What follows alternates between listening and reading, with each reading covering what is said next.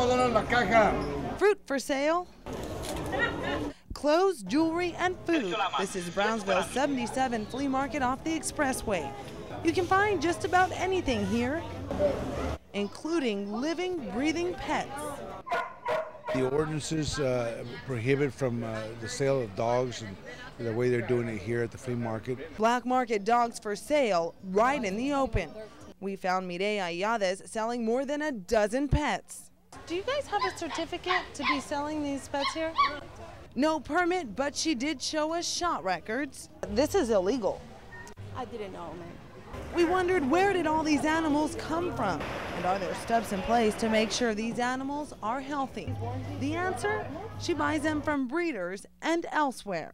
Do you know the history of the dogs you're buying? Most of them, yeah. I see the parents and everything.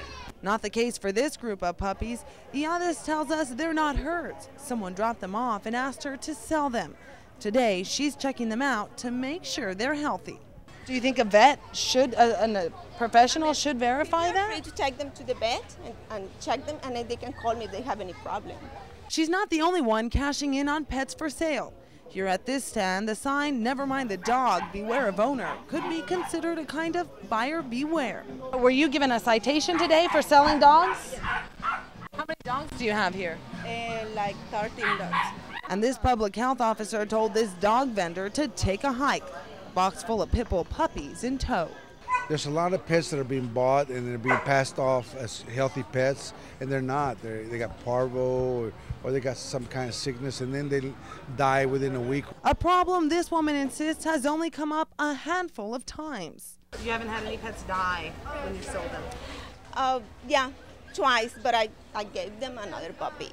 The owner of the flea market, Luis Gomez, agrees. Have you had anybody ever come up to you and complain about that? Maybe they bought a sick dog that died, or they bought a dog. I've had, man, but it's very minimal, you know what I mean? Ahumada says little or no enforcement in the past is the problem, a sentiment both the dog vendors and flea market owner echo.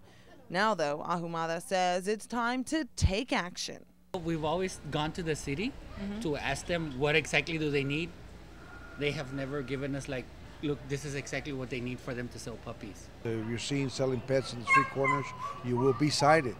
In Brownsville, Janine Reyes, Action 4 News.